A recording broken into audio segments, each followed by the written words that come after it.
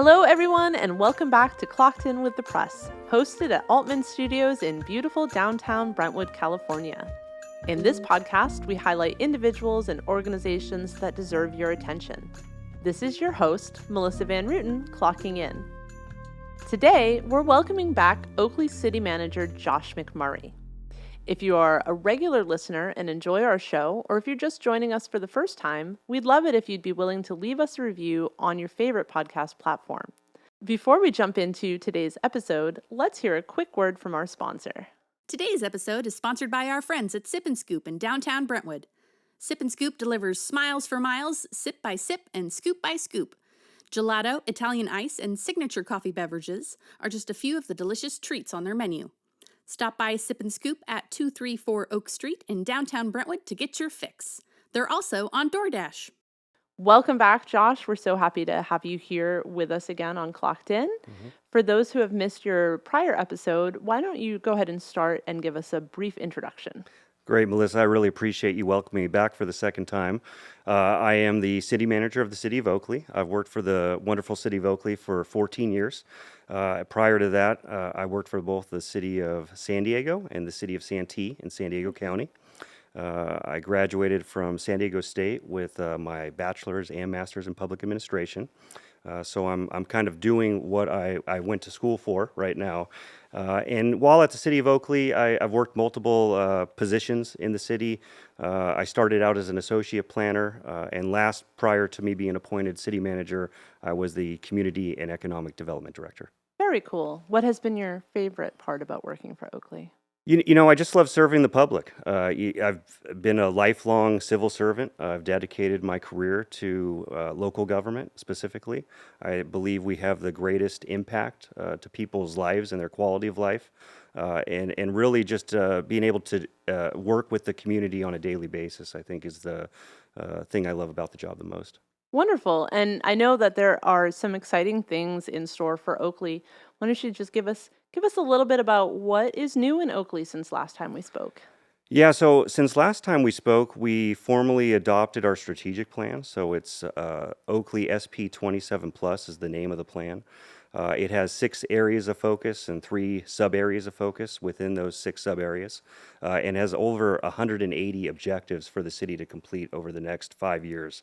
So that's really the guiding document in terms of our plans and our objectives for the city and for the staff to carry out. That's a very exciting project that we wrapped up, but we're now in the implementation phase. So the work hasn't stopped; it actually just started. Let's hear a little bit more about what the strategic plan entails and what is PATH. Yeah, sure. So we went through about a 4.5, 5-month process. It involved the public. It involves our city council. We brought in stakeholders to really get a wide perspective of what's important to the community and where we want to be headed. As part of that, we updated our mission. We updated our vision. And you referred to PATH, and PATH really is our values, our core values, and it's an acronym. And I could go into more depth and talk about that, but I'd actually encourage people to go to our website, type in the search menu strategic plan.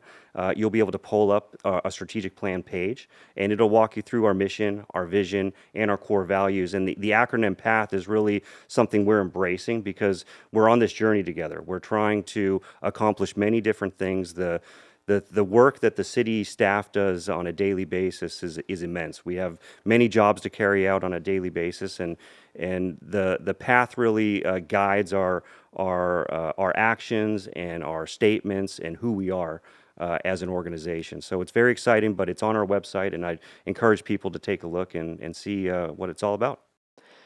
That all sounds super exciting. I'm excited to see what comes of it.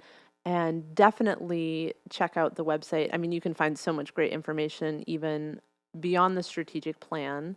But tell us really quick, if you don't mind, what does the acronym PATH stand for? Yeah, sure. I'd be happy to do that. So the P is to promote fair and equitable stewardship for the welfare of our diverse individuals that comprise our inclusive community. The A is for advocate a professional and family-friendly environment where council staff and public can envision and realize the city's future together with a recognition of our shared commitments and opportunities. T is for transparency, is how we will create accountable partnerships to cultivate communication and collaboration to engage our thriving community. And H is honesty and integrity are the foundation for building trust and fostering teamwork to live our mission and vision. I really love that. It sounds like Oakley is on, no pun intended, the path to a very diverse and inclusive city, which is very important in this day and age, I feel like. And representing everybody who lives in the city is super important. And I love that take on it and that mission statement. So definitely check that out on the Oakley website for more information. So in our last episode, we had met with Brentwood City Manager Tim Ogden, and we talked a lot about a general plan.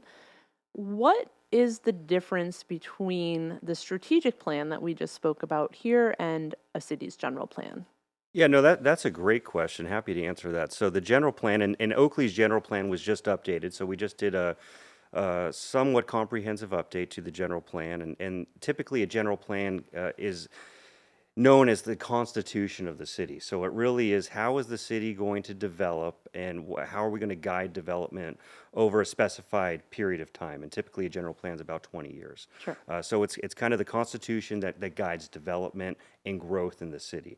The strategic plan is a different document. So this document could be anywhere from a year or 2 years to a 5-year plan and beyond. And we chose to look at a 5-year plan in our case for the last strategic plan update.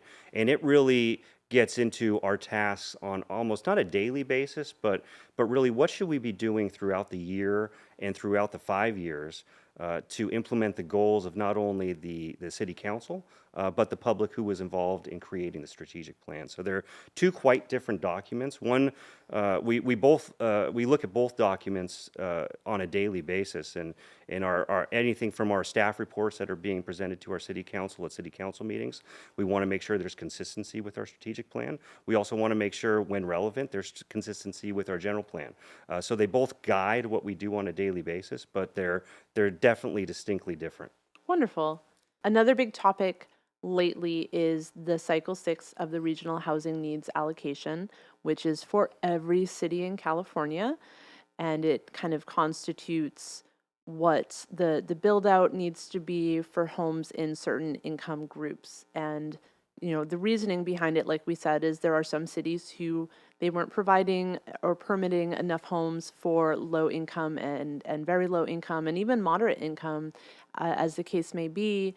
So for Oakley, what has that process been like? We're going into cycle 6. So how has the process been going for meeting the new numbers for cycle 6? I think the process has been fairly good so far. We, from my perspective, I was a part of the Cycle 4 and the Cycle 5 updates directly for the city of Oakley, so have a good knowledge base and understanding of the housing element update. And although not to say that the state does keep on changing laws, and they are becoming more and more focused on the actual construction of units, not just the Permitting. not just the permitting or the availability of land. So things have definitely changed over the last decade plus in terms of housing element law. But the process has been pretty good so far. We've had a lot of community involvement, which is not a surprising thing. This is usually one of those topics that gets the community involved, and so we've seen the input from the community. We've seen the community show up to community meetings and city council meetings, and right now our draft document, it was released for public review. And now it's at the state, so it's at the Department of Housing and Community Development. They're the state department responsible for reviewing and ultimately certifying our housing element. And certification of the housing element really means that our general plan then is complete. As we just talked about the general plan, Right. if you don't have a certified housing element, you don't have really a general plan that can be implemented. So it's very important we follow the state guidelines. We make sure that we submit to them a document that's compliant, and that's our goal right now. So we are waiting to hear back essentially from the state on our first attempt. How did we do? Wonderful. It's like a rough draft, Yeah. and then you come back, right, like in school. I know that the numbers for this cycle have greatly increased, in some areas even doubled from the last cycle. How does Oakley and Oakley's general plan to reconcile with those new numbers? Are you having to rezone any areas in the general plan, or are you able to meet those numbers how the general plan stands as it is currently? So we're going to be able to meet those numbers as the general plan sits right now. Our build out in our general plan is about the mid 60,000. We're almost 45,000 people, so we have quite a ways to go in terms of build out. And that's the current planning horizon. So things may change. We're obviously going to have to update our general plan, after the next decade or so. And, Sure. with the way the state's headed and the housing, deficit that we're in and the population projections that keep on rising, in my mind, I think the state's going to keep pushing, policies that encourage and require housing at all income levels to be constructed. Our numbers, you're right about that question. Statewide numbers have doubled, have tripled since the last cycle. We were very fortunate. Our numbers actually went down. We were Oh, one of wow. the few cities where we saw a decrease in our regional housing needs allocation. That's the RENA. Right. When people talk about, how many affordable units need to be constructed in a city to meet the population projections for the state, for the region and then the state. So our numbers went down. We're in the process of, as I said, waiting to hear back from HCD. But one of our action programs within the housing element, once adopted, is going to require us to rezone a substantial amount of land. So we're talking anywhere in between 10 and 20 acres of land that needs to be rezoned to accommodate the affordable housing and the need in our city. Sure. Can I put you on the spot a little bit? I know it's not a question that I sent along. Yeah, sure. You mentioned a housing deficit. In your opinion, do you think that there is an overall housing deficit, or do you feel like that deficit lies more with the affordable housing aspect? I believe it lies with the lower income units. So when we start talking about affordable housing, we're really looking at income limits of 80% of the median and below. That's typically where you find the lower income, the very low income, and then in some rare instances, the extremely low income units, which are about 30% of median income. So you're talking about the people that have the hardest time affording housing. I think the city's done a great job in trying to meet the RENA with the past two housing element cycles. We've had a great past performance with HCD, but HCD and the state are really looking at not only past performance, but they're really looking at the road ahead and how do we get these units constructed. So, we definitely don't see a lot of the extremely low income units constructed in our city. Most cities don't. You're usually looking at the low and the very low units, so the 50 to the 80% median income units. And I believe that really is where the issue lies, especially for the city of Oakley. We don't have a problem not only permitting and having land zoned for, but actually having the builders construct moderate and above moderate units. So those units are being constructed right now. Sure. And although we have attainable housing, when you look at the Bay Area region, housing is still very expensive. And we understand that there are challenges, and we're trying to address those through this housing element update. Wonderful, wonderful. And it sounds like with the numbers for this upcoming cycle having dropped, you've already done a fantastic job at meeting those numbers, which is really great. Which actually brings me to the next question, another acronym question. I read on the Oakley website that you are committed to something called AFFH, which stands for Affirmatively Furthering Fair Housing. Can you tell us a little bit about that? Sure, that principle is new to this housing element cycle. And it really is a way of the state telling the cities and the counties, you need to break down the barriers. You not only need to have land dedicated for affordable housing, but you also need to go and attack it with education and telling your community, why you need it, and breaking down some of the barriers and the stigmas that are associated with, for say, housing vouchers that are handled through the county. So there's many things that we're going to be required to do to make sure that we're meeting that state requirement, that new policy of the state. Wonderful. I mean, and it is. I feel like a lot of people they don't really think a lot. They say, oh, we don't want affordable, we don't want high density. They fear that it's going to lower property values or bring additional crime to the area. But the fact of the matter is, and this is a hill that I will personally die on, there are already people living in these communities and working in these communities who are working blue collar jobs, and the housing rates, the cost of housing has grown exponentially faster than the rate of income that people are making, and the sad reality is the income is not keeping up with how much is being charged, not just to purchase but to rent as well. I mean, rents in the area are super high. And so it is difficult. A lot of families, a lot of people I know personally, they're one mishap away from possibly losing housing altogether. And it shouldn't be like that. So it's nice to see a city committed to having housing that is all encompassing, that isn't just the single family, $1 million+ homes, that there is equity in that housing. Housing shouldn't be a privilege. So I love to see Oakley's dedication to that. Thank you. Thank you.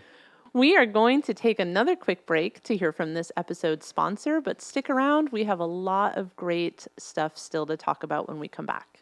Today's episode of Clocked In with the Press is brought to you by our friends at Sip and Scoop in downtown Brentwood. Sip and Scoop started out as a food truck, serving coffee, hot cocoa, and desserts on the go, but the demand was so high that they had to open a shop at 234 Oak Street. Here at Clocked In, we love Sip and Scoop. They're just a few doors down from our offices, and we're there often enough that they know our names and orders. It's like Cheers, but better, because there's dessert. Try their cold brew coffee, or choose a latte or Americano for a classic coffee drink that can't be beat. And we haven't even talked about their breakfast sandwiches and avocado toast. Have I mentioned the root beer floats and the iced lemonades? Those are my personal favorites. Okay, obviously I could talk about food all day, but here's the point. You gotta go to Sip and Scoop. Visit them at 234 Oak Street in downtown Brentwood, or have Sip and Scoop brought to you wherever you are by DoorDash. Having an event? Let Sip and Scoop cater it. Give them a call at 925-684-7710 to find out more.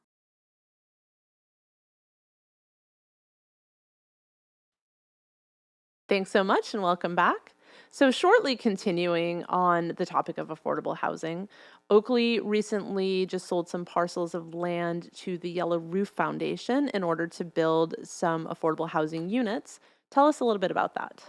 Yeah, so I can give you a little broader picture. So, cities quite often have property and they need to dispose of them. So we go through a standard process of identifying those properties, and the city council determines what properties are surplus that we can go out to market on. But with this housing crisis and the state's proactiveness in trying to encourage affordable housing, any parcel that a city or a county tries to dispose of, we actually have to notify affordable housing developers first.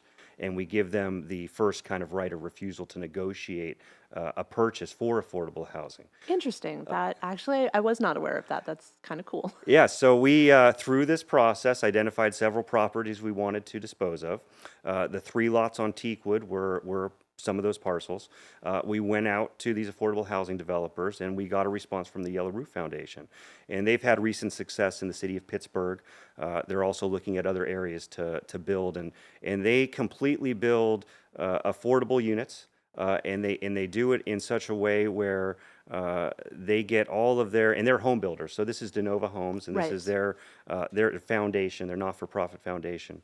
And they get all the trades that you're used to working with to donate the time and materials. That's amazing. And so they completely do this out of the kindness of their hearts. They want to give back to the community. And we thought they're just a great partner to work with, and really something that we haven't done in the city that we wanted to explore. So we are in the process right now of selling them 3 lots. They are proposing to build a single-family residence with an attached accessory dwelling unit on each lot. So really give the opportunity for 6 families to find and utilize housing in the city at an affordable rate. And their goal is to really provide people housing, but also then try to move them along into their more permanent housing, so that this can be kind of a rotating housing stock of affordable housing within the city. So they continue to own it, they manage it, they lease it, they take care of everything from the start to the end. Wonderful. In that process, do you happen to know whether or not Yellow Roof Foundation offers these families resources to help elevate them into the next step of possibly owning their own home, or if they're not quite ready to own, even possibly finding a market rate rental? Yeah, they do try to connect those dots. So they try to provide resources. They try to encourage and really through the providing of those resources to make the people that are renting these units aware of things that they can do to try to help them progress and maybe eventually, like you just said, rent or in a success story, purchase their own home. Which is really the goal. So this is more of a step along the way rather than a permanent step for housing for someone that they could live in for, say 10 to 30 years. Wonderful. And I'm assuming that all happens with a subsidized lease, a certain percentage of their income, which is huge, right? I mean, it is so hard when you're renting and rent prices, market rate rent prices are so high. It feels like every penny, it's going towards rent, it's going towards utilities, care and feeding of a family, all of those components. And it can feel like a real struggle to get ahead and put any money away to eventually own your own home. So what a blessing for the Yeah. families that will be able to utilize that program. I know also during the city council meeting where it was proposed and approved, there was some talk of possibly adding a third unit to each property. Where was that left? It was discussed, but it was never something that was moved on. So right now, what was approved was one single family home with an attached ADU. There definitely is a possibility for them to add what's called a junior accessory dwelling unit, which every home in California is allowed. But we didn't move that further through the progression of discussion or ultimately approving that, the city council. So right now it's the 6 units on the 3 lots. Perfect. Perfect. And these families that eventually get these homes will hopefully have access to the new Oakley Library that has, I know there was discussion on the last time you were here with us, but that has moved forward a little bit further since that episode. So tell us a little bit more about that. Yeah, that's real exciting, and I trying to recall back the timing of the last interview, but I think at that point we had just entered into an agreement with the county, and the county owns half of the block in our downtown off of O'Hara, and we own the other half of the block. The city does. So right now we have that agreement in place with the county. So we're in the process of analyzing our options. We're going to be presenting something to the city council in the near future. We've hired a firm called Management Partners. They're a very reputable firm that usually helps public agencies through very difficult items and projects and provides guidance and support. So we're looking at their analysis right now. They're very early on analysis, and there's a lot of positives that we see as staff, but nothing's been presented to the city council yet. And we have a lot of ideas. So we really need to get direction before we actually move forward with a path, move on a path forward. And that's probably either late this year or very early next year is the timing to get in front of the city council for those discussions. Wonderful. I should hire a management company for all my ideas. It sounds like they could help me keep my ducks in a row. What would you say kind of the long range timeline on the library getting through whatever approval processes are left and the building and then finally the opening? When do you expect that to possibly be available to the public? So I think that just depends on which way we go. There's opportunities for the city to partner with private partners, and there's opportunities for the city to move on by ourselves. And I think that really needs to be vetted out. So those are the conversations we need to have. But really, timing wise, we have about 3 years to find funding, not only for the construction but for the ongoing maintenance, because this would be a city building. Okay. And the county then would use the facility, but the city would be responsible for the ongoing maintenance and upkeep. So we need to find the funding for both of those. And we have 3 years to do that per the agreement with the county. So we have some time, but things are going to start moving quickly. I'd say, best case scenario, we probably have a library within the next 5 years. Is probably a realistic time frame. I mean, I'd love to see it sooner if we could make that happen, Sure. but I want to be realistic because there's a lot of things at play here, and things can become quite complex depending on which path we go. 100%. All the moving parts that the general public maybe doesn't realize that's happening. But a new library is such a blessing. We were so excited when Brentwood opened their new library. I know, kind of similar situation. They went from a very small area to this big, wonderful state-of-the-art library. So I'm excited to see the same in Oakley. And I'm assuming it will be part of the Contra Costa Library network. Yes. Correct, it will. Fantastic. Yes. Well, libraries, and then moving on to, there are some new and updated parks on Oakley's horizon, including a 55-acre regional park along the Delta. What can you tell our listeners about that? Yeah, so this is also another exciting project, but really one that's kind of off in the distant future. So it's kind of hard to give a timing update. But essentially, at the end of Sellers Road, at the north end of Sellers Road, the city has acquired 55 acres of land.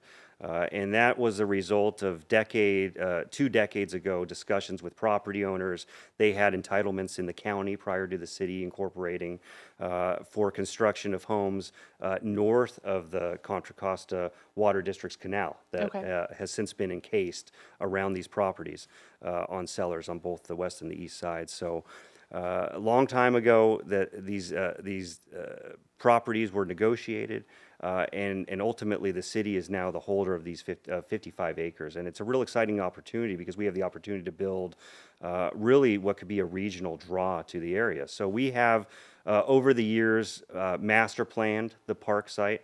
And I plan to bring something forward to the city council at the beginning of next year to kind of revisit. We have, 2 years ago when the 2020 election, we had 3 new council members take seat.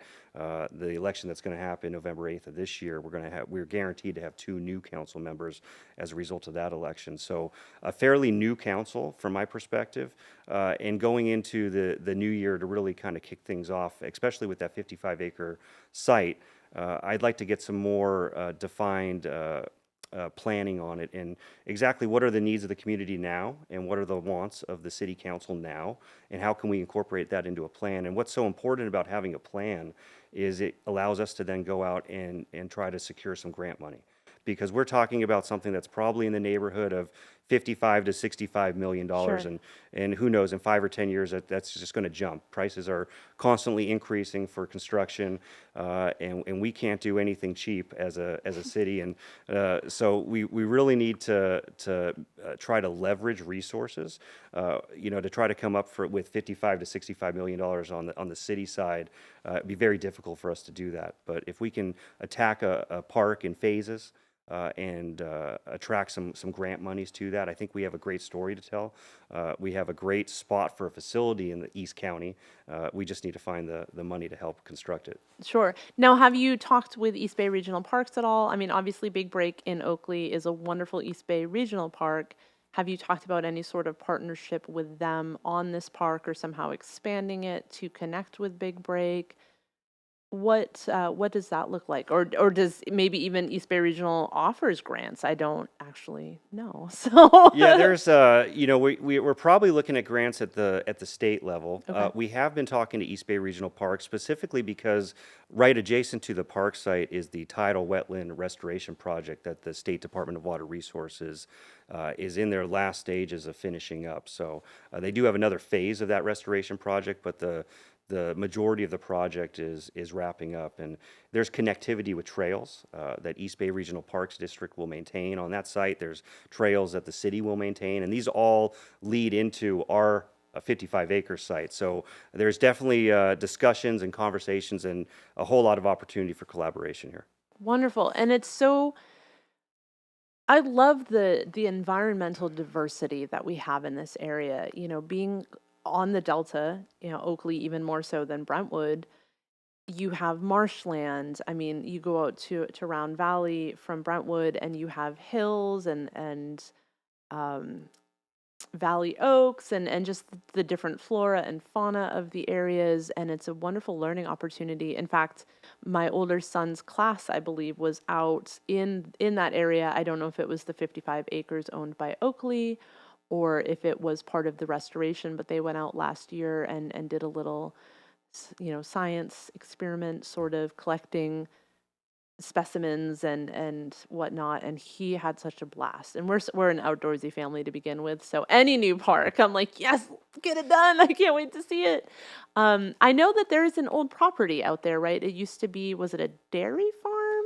It is a dairy. It was the Emerson Dairy Farm, and that was on the west side of Sellers Avenue, north of the canal. And then there's actually a pretty nice house on what we call the Gilbert property. So the Gilbert home is also north of the canal on the 55-acre site that we own. And we intend to one day, I think it would be a great spot for a venue to host, a variety of different events. So there's definitely opportunity there, but like I said, we just need to find the money. And I really appreciate you bringing up the adjacency we have to the Delta. I think that's one thing the city can capitalize on more. We have such an expansive frontage to the Delta. Really our trade area, when you talk about trade area and retail development, we don't have half of it because we have the north side of our city that abuts right up against the Delta. But really, I know there's a focus from our city council. You'll find it in our new strategic plan. But really, how do we activate our relationship with the Delta? And that's really, I think, one of the unexplored opportunities that we have that we really should be working on in the coming years. 100%. And I've seen talk over the last few months I think there's a company that wants to option Jersey Island for a big tourist destination sort of area. I mean, and again, like you said, I don't think people realize just how much of Oakley does lay along the Delta. They think about Antioch, the big marina in Antioch. Obviously, we have Big Break. People know about that. And then moving into Bethel Island, people will go out there and kind of launch from there for the Delta. But there really is a lot of frontage, like you said, which is a wonderful opportunity to bring in, water recreation activities, possible restaurants on the Delta. I mean, it's beautiful, but also don't over industrialize it, right? So with the park and everything like that, it's a wonderful educational opportunity for people to come in and learn not just why the Delta is important today, but what were the origins of it, and how has that changed to present day. Will there be, it sounds like there will be, but is the city planning to do any sort of restoration or maintaining the properties and the houses, the historic houses that exist on this property? Yeah, there are definitely structures that would be kept and brought up to current code because they have a useful life to them, and we don't want to tear down things that have history or tear down things that we can use if it's just a little bit of rehab. And some of it actually, rehab can be almost more expensive than building ground up Right. construction. So it just depends. But there are structures that will be maintained, and with the adjacency, like I spoke about, to the States project right to the north, we're going to want to make sure that our landscape palette and everything is complementary. Sure. So really all that will be kept in mind. I mean, what we're talking about, when I talk about planning and early next year, it's still at a high level. We don't have really detailed plans yet, but it's really important to us to make sure that natural landscape is cohesive. Wonderful. Open space, green space, it's so important. Yes, I know we talk a lot about building, but you have to have places for people to go and recreate as well. I know we talk a lot about building houses and that's important, but open space, green space is also so important because you want to have that place for people, residents, to go and recreate without leaving the city and possibly taking their tax dollars, further west, visiting the areas there. You want to keep it more internal, so it's nice to have that. Speaking of tax dollars and industry and revenue, tell us about the Engage in Oakley program and where people can find out more about it. Yeah, so if you go to the city website and you want to find out more about Oakley, we have a Engage in Oakley platform. It's a citizen engagement platform. We've used it over the years to get input from the community on a variety of topics, from strategic plan development to park names, and everything kind of in between. We're currently evaluating that tool we use, and we are in the process of switching to another tool. It's going to have a little bit, I think, a little bit more usability. It's going to be more intuitive, and it's going to allow us to do a little bit more of engagement into the community on different matters involving our budget, maybe, or things like that. So definitely something to keep an eye out for. I'd say implementation of that is probably early next year. But really, whatever platform we're talking about, it's really just another way for us to engage and get feedback from a large group of people, from all the residents and business owners within the city, in a very easy to use format. And a lot of cities have platforms that they use to engage their residents, and that's the platform that we have right now. But like I said, it is changing. Wonderful. I mean, and it really helps you keep a finger on what is working for the city and what is not. Correct. And I think in local government, and I want to speak for Oakley specifically, but there just seems to be a push for getting community engagement. And how do we engage the community in a time where everybody seems to be so busy? You're spending hours in the car commuting, or you're working, long hours, and you have families and all these different commitments. Sure. How can we easily engage you to where maybe you take a survey and that takes 5 minutes of your time, where you don't maybe have to come to a council meeting, or you don't have to come to a large community workshop. So we're really trying to figure out ways to engage in the most simple and easiest format possible. Wonderful. And I know it, I'll say it every time. It's super important to be tuned in to the city council meetings, but even if you can't make it to the meeting itself, it is always there on video after the fact on the Oakley website. You can go and look it up and kind of keep tabs on what's going on in your city. I personally believe everybody should be involved in the running and the maintenance, the care and feeding of the city that you live in, essentially, and know what's going on, so that you're not taken by surprise when certain things come up and you're like, wait, what? So the city website, again, is a wonderful, wonderful resource.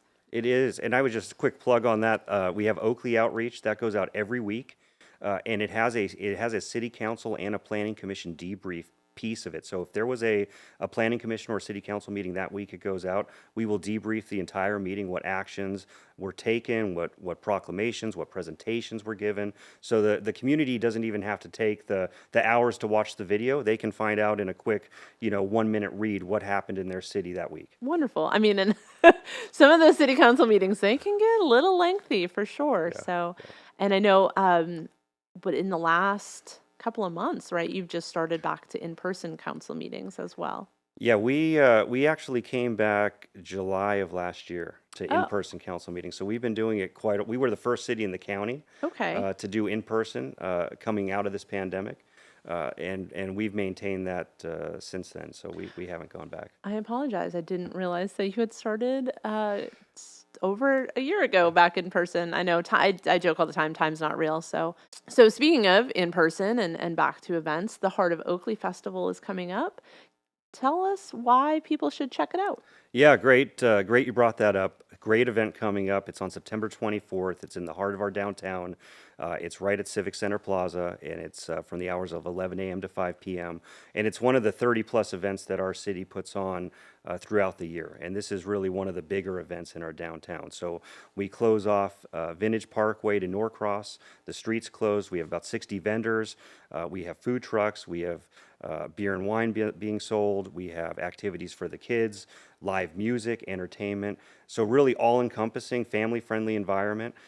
If you came out and you participated in our Summerfest event this past July 2nd, very similar to that, just a little bit smaller scale. Really just a great opportunity for the community to get out and just have a good time. Wonderful. And September 24th, that is this Saturday. It is this Saturday. Wonderful. So definitely check it out. Sounds like a lot of fun. Are there any other new developments in Oakley that you want to talk about? Maybe not new developments, but I wanted to highlight on two things. So the city of Oakley, our police department is always hiring. We are recruiting for lateral officers right now. We have a very attractive compensation and benefits package. So if anybody's listening, working at another agency and wants to check out Oakley, please give us a ring and submit an application. They said jump ship and come to Oakley. We're looking for officers on a daily basis. And lastly, to kind of touch on economic development and specifically small business development, it's so very important. Our city has over 700 businesses, but more than half of those are small home-based businesses. And the city has an entrepreneur center located across the street from City Hall, which has both office and co-working spaces that can be leased from the city at very attractive rates. And the goal of that center is to really bridge the gap from someone's home-based business to eventually maybe finding a brick and mortar. So we have that program, and part of that site in that center we use for an entrepreneur training class, and we put on a 10-class series, and it started a few months ago. So it's the third Friday of every month. And we partner with Los Medanos College, so LMC. The classes are free to take, and they're not just for Oakley residents. So if you're an East County resident, they're on Zoom. You can sign up at Los Medanos College. You can find our information on our website about the classes. But they're really a series focused on small business, everything from a business plan to taxing, to hiring, to everything in between. So all encompassing and something just great for the community to take advantage that's free. Wonderful. I know starting a business is not for the faint of heart. I've run my photo business for over a decade now, and there's a lot that probably could have helped me with a course like this when I was first starting out, because I'm like, business plan? Like, I just want to take photos, like, who needs a business plan? Oh, what? I have to pay taxes? Like, there's so much information that you have to go out and chase down as somebody who's starting a small business or even considering starting a small business. And it's wonderful to have that opportunity available for people to utilize. Well, it sounds like there are so many wonderful things already in the works in Oakley and then also on the horizon for Oakley. Must keep you hopping. Yeah, very busy. There's not a down second of the day.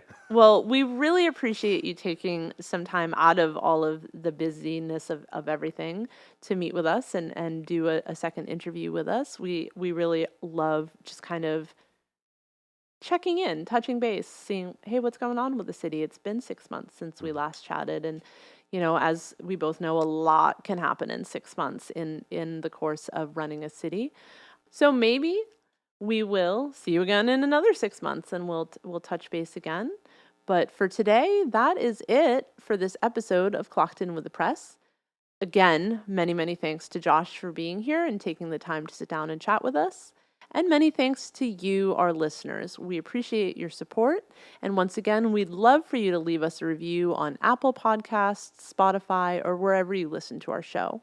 We are planning to take a brief break while we reformat slightly, but we'll be picking things back up in October for our 100th episode. Super exciting.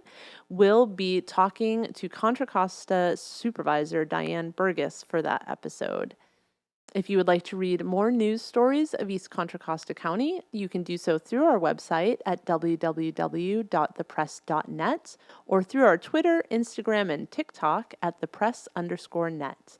If you have any thoughts on this episode or any other before it, you can email them to podcasts@brentwoodpress.com. That's all I have for you today, but I look forward to next time. This is Melissa. And Josh. Clocking out. Thanks again to this week's sponsor, Sip and Scoop.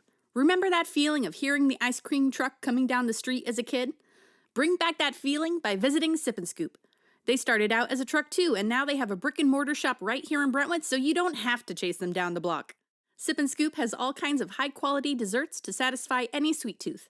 Gelato, root beer floats, and iced coffees are just a few of my favorites. And the whole menu is available to go on DoorDash. Stop by their shop in downtown Brentwood and get your scoop on.